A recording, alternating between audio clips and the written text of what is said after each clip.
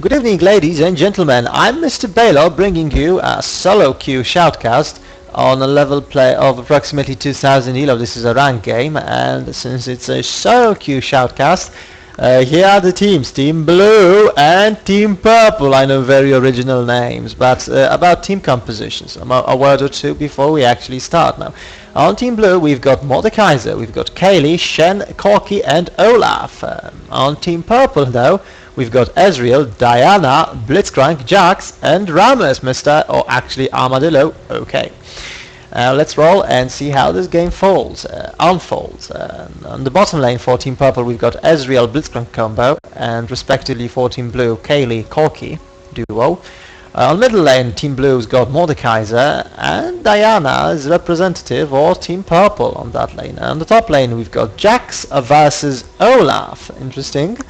Perhaps not that interesting in some cases, but it is a cool lane to play with lots of potential outcomes. And Jan and Ramos. I'm actually quite interested about Ramos and how he's going to play. I haven't seen that pick for ages, and that's not a lie.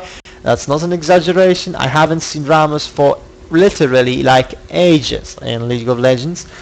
And I'm interested to see how Ramos is going to fare in the current version of the game. The Shen more standard pick, that ultimates make him so good in jungle. He can do jungle, try to gank one lane, then immediately teleport to other if there's a situation that requires his attention. Shen apparently is going to start with red buff. No team is invading the other's jungle. They are playing very safe, very conservative, we can say that.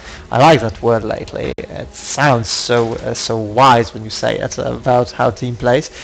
We can see Jax going back to buy a 4th health potion. Olaf is doing exactly the same, so they are faring off very evenly between each other on that top lane. And we can see Shen is going to start hit any moment now, those Wraiths, Ramos and Wolves respectively, and we're going to see how is that going to fare. Now, about Diana and Mordekaiser, I promised a word or two about that. It's an interesting situation because Mordekaiser is a champion that's very easy to gank on early levels. He becomes a ridiculous unstoppable pusher later and later on in the game. His passive makes him quite tanky as well, as long as he's dealing damage. And Diana is an assassin. It's an assassin kind of a champion. Her entire kit is based around moving fast, getting some inert defensive stats with Pale Cascade, going in, getting a kill or two, and then trying to stay alive or die after heroically taking out an AD carry, for instance. She's also a champion that's a melee, that's A, like Mordekaiser, and B, she lacks his capabilities. So she's vulnerable to ganking, more vulnerable than most champs played in the middle lane. Most of those are ranged. So both of them are pretty vulnerable to ganking, and I believe we're going to see a lot of action here by both Shen and Ramos. Okay. And top lane, we can see players are getting level 2. Interestingly enough, Olaf hasn't leveled Undertow. I was referring to Reckless Swings at first, but we can see it's getting more and more interesting.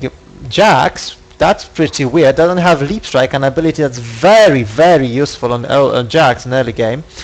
And through the majority of the game, of course, it's a core of his kit. Now, Jax burns his counter-strike. He has no stun, no leap strike, and he's very vulnerable to a gank. Shen going in, sensing that immediately. A blind taunt into a bush catches Olaf perfectly. Olaf seriously underestimated the enemy's potential, damage potential, killing potential, and he might have used Flash in a good moment to dunk that taunt and stay alive.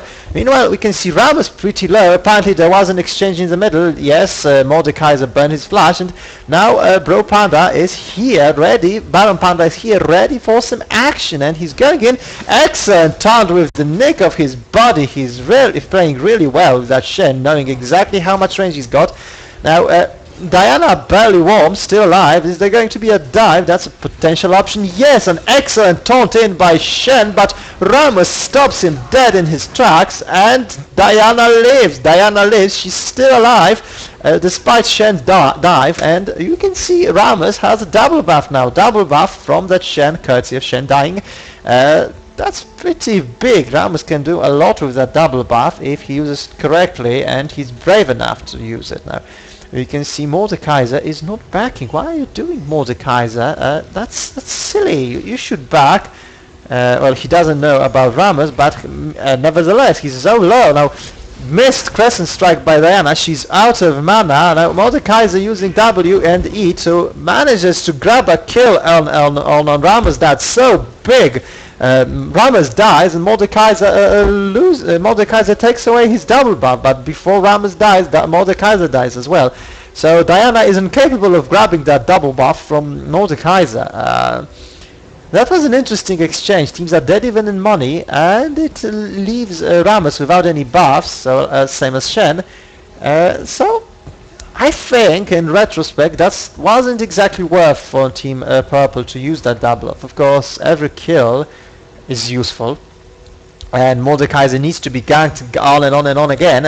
Early game now, Shen going bottom lane is, to gank the enemy. The enemy doesn't see it. There's no ward by Team Purple, and now Kaylee is actually baiting Ezreal and Blitzcrank. Now Shen appears. He dives Ezreal, and Ezreal is dead due to taunt. Ezreal didn't use his flash. There was no opportunity, and a double kill for Team Blue on bottom lane. Excellent play there by Kaylee and Corki, who knew exactly just how far they could go to bait the enemy into staying in the lane, so Shen could get there and kill them. Now, Pink Eye, nicely placed. They are getting more and more popular lately, I noticed.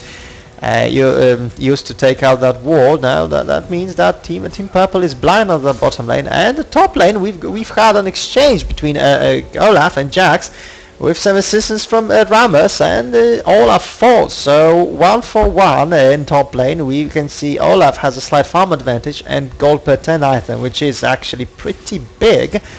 And on the mid lane we've got another gank on Mordekaiser, and he's dead. Now Ramos is quite on the roll, literally coming from top lane to middle lane to gank that Mordekaiser and get him down. Mordekaiser is is he level 6? Yes, he is level 6. He's got his ultimate, but that wasn't just enough to stay alive with Diana. Diana's got level 6 as well. She's got a lot of burst potential. She didn't even use Ignite on that exchange, and probably due to the fact that Ramos was there, so he could close the deal. Now, Ramos has so much gold for now. He bought another gold per 10 item, some armor. So he's pretty beefy, and I feel, like deep down in my heart, that Ramos should start thinking about getting an Oracle. I mean, he's a tank, he's a jungler, and it just makes sense. It just makes sense to make an Oracle on a jungler tank to take away map control from enemy. We can see they've got some walls as entries to the jungle, so taking that away could allow Team Purple to play some mind games. Now Ramos patiently waiting for an opportunity to present itself, and there he goes. He goes in to get Kaylee, and Kaylee uses her flash right into Ramos' stun. That's going to be one dead Kaylee, and kill again goes to Ramos. That's getting pretty problematic for Team Purple. Ramos is getting all the kills, all the money is in him. While that might not be something particularly bad, I mean, farmed Ramos allows the team to be very tanky, to tower dive effectively, to get fast Oracle and a lot of map control on the dive on Mordekaiser. Is he going to go in? Is he going to manage to get in? No, Mordekaiser stays away this time, a little wiser than before. And Ramos safely goes back and gets to jungle. Now, a dive from Diana, but Mordekaiser flashes away, and I feel that was a terrible mistake by Diana. The moment Mordekaiser managed to escape from her moonfall was the moment she should have stopped diving. I mean, Shen's got his ultimate, and a very conscious play by Shen, being right there when where he was needed, to save Mordekaiser, to make him get the kill. I doubt that was a planned bait, because Mordekaiser looked pretty surprised by Diana's attack. So congrats to Shen for showing a clear mind and a good performance. Now Olaf exchanging with Jax. Jax very stupidly, in my opinion, that's a strong word, I know, but I think it's actually asked for use. Very stupidly attacked Olaf with having practically zero mana at his bar. What was he expecting to do versus a champion with so much mana, true damage ability, and an ultimate that reduces crowd control to being virtually useless. Now Jax has to retreat due to his, I think, a pretty bad play. Shen bought an Oracle, something Rammus should be doing as well. Rammus has 800 gold. It certainly means that he should get an Oracle. I want to hear, okay, from you, Rammus. We can see Diana is going probably to ward. Yes, she's warding to know if Shen's here or no. And you can see Mordekaiser getting a Hextech revolver already. In the bottom lane we got some harassment with now Shen knows where the wall was. Now Diana knows Shen's here, so she's probably going to stay rather defensive. She should at least. She shouldn't do something silly. Oh my god, Diana just used her ultimate, ladies and gentlemen, but she's safe. Rammus right in, seen by the ward. Perhaps it was a planned bait to use that ultimate, but if it was, it was really risky like hell. I mean, Shen could have flashed in and used that shadow dash to practically melt Diana from 100 to 0 with the help of Mordekaiser's full combo. That would leave Diana very dead and very fast. Now Shen putting that Oracle to great use already, cleaning out so many wards, and the pink ward right here, that's bonus money. And let's see what Rammus is doing. Rammus should respond in kind, buying an Oracle ASAP. Now there's an Oracle from Rammus, a little later than Shen's, and is he going to buy anything else? Perhaps level 2 boots? No, a third gold per 10 item for Rammus, who tries to capitalize on his good early game, create a powerful financial advantage, and get important items ASAP. At least that's how it seems. Rammus looks like he's planning for a little longer game than 30 minutes. And Jax going in versus Olaf, trying to exchange, but Olaf is getting his Reckless Swing cooldown off, and wow, that damage. If Olaf manages to get one more Reckless Swing, well, Jax is certainly going to be in a hell lot of trouble. Now, Team Purple, presently enough, is going to take a dragon. Rammus clearing some wars, he's pretty brave. Now Jax is forced to back away from Olaf. He knows that at this level of hit points he's practically got zero chances to kill, not only kill but to survive Olaf's aggression. Jax teleports back into the lane, seeing as his team secured the dragon. Now Jax is wisely going straight back into the lane. And an exchange between those two. And in the middle lane we've had a gank by Shen. Did Shen use his ultimate? No, a planned gank by Shen and Mordekaiser. Now Shen is using his ultimate versus Jax, and Jax is forced to retreat very defensively. That might actually be a tower right now, right here, ladies and gentlemen, if Team Blue decides to push. Team Blue doesn't seem to be all that keen on pushing yet. Quite surprising considering how the game is being played nowadays, especially if you watch Asian teams. Now, Azrael, very little HP, probably there was some sort of engagement in the bottom lane, but we'll never know unless we use that backspace button. But no, we're not. We're going to play it live and see how are things going. Now, Mordekaiser farming his race. Poor Shen won't see a lot of them. That's why gold per 10 items are being so popular on junglers these days. Rammus responding in kind, getting red buff, using his ultimate to farm. Not a bad idea. It has so little cooldown. It's very safe to use. Now Rammus with red buff, thinking to make something happen, and I imagine the top of his abilities for now will be taking that ward away. Once the ward is gone, Rammus can stay here and either bait Olaf to put another one and get him. Olaf building 2 gold per 10 items in the phage, so maybe he doesn't want to rush Aurelia. He doesn't want to rush to take a gold per 10 item away. Let's see what's going on. Jax buying Wriggle's Lantern, and Diana's build suggests an Abyssal Scepter in plan.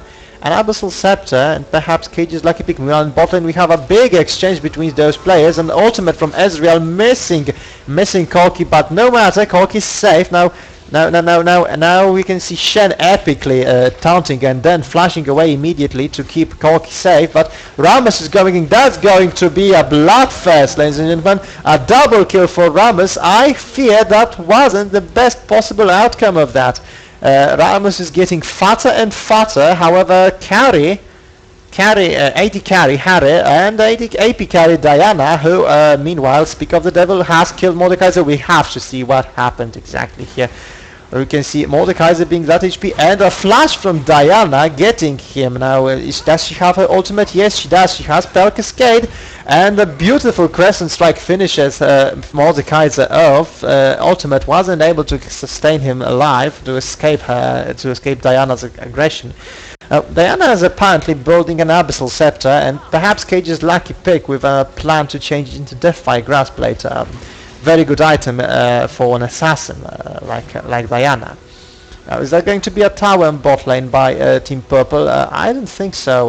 Ezreal is going back, going to play it safe, but is playing safe worth it? Frankly, I must say it's hard to tell how useful Diana is late game. Her cold wasn't very low, and she can get quite tanky with that shield and the proper itemization, so she can dive Corki. And Team Blue's combo, however, Shen, Kaylee, allows Corki to stay relatively safe. So I don't know how is it going to fare. Mordekaiser is a very powerful late-game champion. He's got an excellent pushing capabilities. He's pretty tanky. He's damn durable, and he's got a lot of burst potential. All in all, if he gets a Deathfire Grasp, that is. And there are no reasons why shouldn't he now. Diana with a blue buff and an Abyssal Scepter completed is defending her lane quite safely against Mordekaiser. Now Rammus might be going in here for Mordekaiser, and is he going to go in? Yes, he's going to go in. He taunts him, he goes straight back all that way, and a powerful intervention by Diana. Shen taunts in, but is Mordekaiser going to actually die? And Diana dives him with Lunar Rush. Now Diana and Rammus should retreat ASAP. That's not a good place to be in. We see Kaylee being here. She's got her ultimate ready. Corki appears. That might be a dead Diana. While Corki appears, and is he super effective? Diana gets away from the fray safely, but Rammus at the same time stays and is exterminated by an angry Olaf. That's an Oracle in the back. And is Corki going to stay? Ladies and gentlemen, Corki is alive. That's a clean house. 3 kills for 1, possibly. The purple team made a big mistake here. They should have retreated. Of course, Jax did take that tower, but he would have taken it nonetheless. And Team Blue actually got quite ahead on that exchange. And they got back into the game, in my opinion. They were quite behind. Unfortunately, gold was mainly on Rammus. But now they are much closer to their enemy. Rammus lost an Oracle, that's pretty big, and that was a pretty big gimp by Team Purple. That exchange really didn't go as well as planned. Well, a 17-minute Randuin with 3 gold per 10 items and level 2 boost plus Oracle. Wow, that Rammus certainly has a lot of money. Let's look at that, ladies and gentlemen. He's got almost 1,000 gold more than the second richest player in his team, which is Diana. And he's the richest champion in the game. He's okay, and that's actually quite concerning for me. Of course, it's good to have a fed Rammus, but it's better to have a fed carry, and any time, any day. That Rammus has so much gold. Of course, it's not his fault, but the gold doesn't go where it should. And since the teams are pretty even in money, actually carries Corki and Mordekaiser, who perhaps doesn't have the best early game, but what Mordekaiser does, is getting weaker and weaker. Now on the top lane we have an exchange, and Jax managed to kill an Olaf, who decided to dive his tower and exterminate it. Well, nice play by Jax, but he didn't manage to save that tower. Now in the dragon area, we've got Team Purple doing the second dragon of the game, and are they going to do it?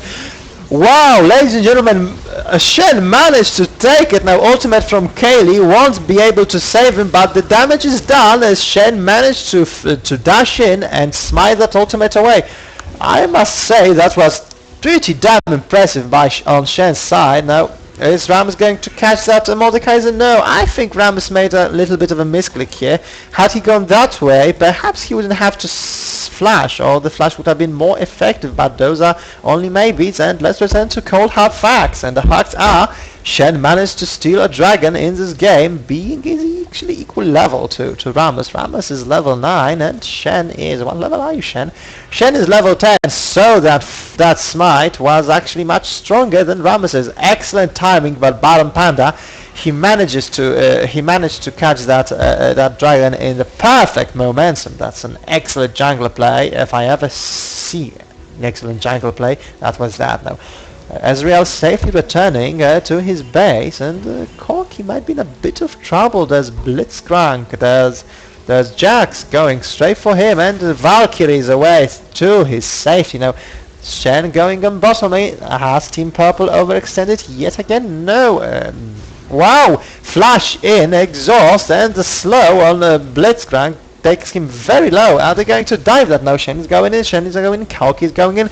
There's a lot of players that are told in by Shen, catching both of the players. That's going to be a dead Blitzcrank and possibly a dead Jax as well. If he dies, that's tragic and terrible. But no, Jax is safe. Kaylee greatly uses her ultimate to keep her safe, and don't flag Blitzcrank, they overextended. Team Purple is overextending time and time again, and where is Shen? Shen has teleported mid, saving Blitzcrank from a neck of trouble. And meanwhile on the top lane, there's so much action in this game. Rammus managed to take Olaf down. Solo Rammus versus Olaf. Wow, who would have expected that to happen? And again, Rammus is getting the kills. He's got 7.2k gold, and I don't like that. I think it's a problem, and let's see how the game continues. Team Blue is slowly but steadily, starting to build a small advantage connected perhaps to the fact that Blitzcrank and Jax have overextended, when advantage connected simply to mistakes made by the enemies. Tower for Team Purple, and certainly minions are going to close the deal. Team Purple is doing mistakes, and Team Blue is good enough and brave enough to capitalize on those mistakes and build a certain momentum that they need. Now Jax is going in on Mordekaiser and Ola, and followed in by Rammus, but I fear Rammus Powerball won't hit. There's a taunt on Mordekaiser, but Kaylee's ult keeps him safe, and is Jax going to die? No, Jax is safe. I think Team Purple should definitely retreat. They put out their trump card. They tried to kill Mordekaiser, but Kaylee was dead in the nick of time. And we see a status quo. Ultis were used, cooldowns were cast, and there's this equilibrium. There's this state of excitement when we're waiting for more things to happen.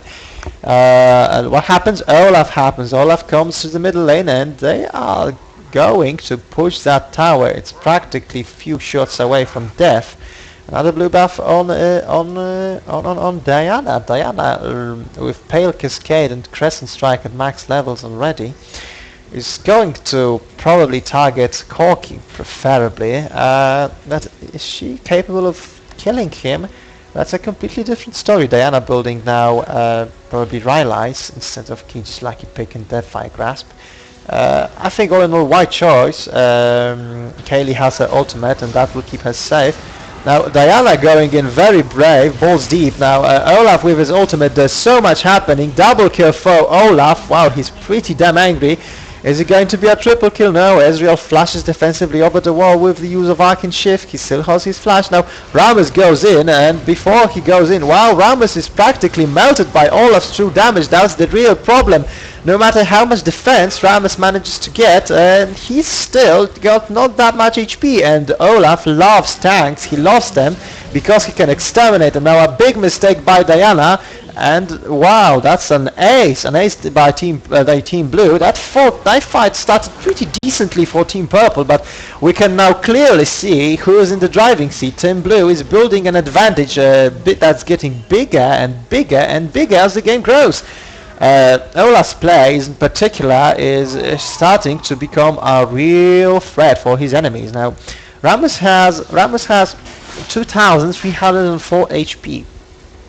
That's not that much. It's not that much considering the fact Olaf does true damage. That's 340 true damage every 3.5 seconds. It's quite often. It's quite a lot, and that means that Rammus is not that tanky after all. at least against Olaf. The rest of the team is fine, and I'm starting to be concerned for Team Purple. I mean, they had excellent earlier game, but the majority of money went to their tank. And that's not a situation you'd like to be in. Now look, Mordekaiser is getting to that middle late game stage when he's becoming so powerful. He's such a pusher. Generally the composition, in my opinion, favors Team Blue a little more. I mean, Shen is excellent any stage of the game, period. He can split push, he can ultimate and still be there. Corki as well, a powerful champion. Interestingly enough, Corki didn't build a Trinity Force, he's going more standard AD carry build. So that's also interesting to know. Corki just becoming really powerful. What does Kale have? Kale's got Shirelia's Hearts of Gold, a little standard supportive build. But her ultimate, that amazing oh shit button, now let's see Olaf striking in a hit on Rammus. Rammus going so deep. What are you doing, Rammus? You're practically all alone. And angry Olaf with ultimate from Shen is going right in. That's going to be a terrible teamfight for Team Purple. That might be a second ace of the game. Oh, Jesus Christ, what the hell is going on right here? Well, wow, Diana dead, Blitzcrank dead, Rammus dead, Jax is dead. Now only Ezreal staying alive. That Team Purple can't afford to make such mistakes. Those mistakes are killing them. A 6,000 gold advantage for Team Blue out of well, literally blue. They were bad. They were behind. They were behind in cash, and all of a sudden they're in the driving seat. They are the leaders here. They are those that can actually start to make big plays, to push, to force engagements, to create a lot of pressure. And I fear Rammus might have lost the game with that team fight. There's only as much mistakes as you can do before the enemy becomes too powerful for you to defeat, especially if he doesn't do those mistakes, or at least not as much as you do. Now, what is Mordekaiser going to buy? With 1800 gold, that might be, well, I'm not going to guess what that might be, because there are so many options right now for Mordekaiser to get. Blasting Wand, perhaps Rylai's? Possibly. Now Diana has her Rylai's, so they are thinking the same thing. No Cage's Lucky Pick, no Deathfire Grasp. While on Diana I can understand the decision. Kaylee prevents a quick nuke on a target if she's on the spot with her ultimate. And on Mordekaiser, however, that's less understandable. Mordekaiser can burst someone down with a little help from his friends exceptionally well, and a Ghost is huge. His ultimate, I once heard a pro player saying that Mordekaiser is good. He's got bad early game to a certain stage, and he's decent, but Mordekaiser fails off scaling compared to some other AP carries if he doesn't get the Ghost. If he gets the Ghost, it's okay. Bad ward, a second ward to correct that mistake. Now Rammus using his power bull, but there was no one to catch, and again a 5 versus 5 team fight in the middle. Team Blue is just defending, and Team Purple is still attacking pretty in a silly fashion. Now ultimate on Mordekaiser, 2 ultimates on Mordekaiser, probably not the best target to grab, but while you're playing a Blitzcrank, it's not that easy to decide. Now if that oh my god, Ezreal is down. Now they have Ezreal Ghost. Mordekaiser is worth twice the champion. Sees so much damage on Diana, she's so slow. Now Mordekaiser getting that Ghost practically sealed the deal and perhaps won this game. Now Team Blue is going straight in for the Baron. That must be very demoralizing for Team Purple, and Team Purple is surrendering. Ladies and gentlemen, why, that's quite a surprise. With 9k gold advantage though, Team Blue has shown an exceptional performance this game, and I must say the problem with this game was Rammus. It wasn't his fault that he got all the kills, but there it is, he got those kills, and the moment he got all those kills, all that money, he was the one deciding factor. He got his Oracle, but he lost it, he didn't buy another one. He was too ballsy, too cocky, too brave and offensive. Now that's big. If you're the most farmed person in the team, you can't allow yourself to make those mistakes. Those kind of mistakes lose you the games, as shown in the picture. Now, that's a pretty interesting game and a good lesson for future. Even with a good early game, especially if you have a good early game, you can't afford to do mistakes, because that's going to kill your team and lose the game. And I think that's what we can learn from that game. Thank you for your attention, ladies and gentlemen, and I wish you good night. Mr. Baelorr signing off.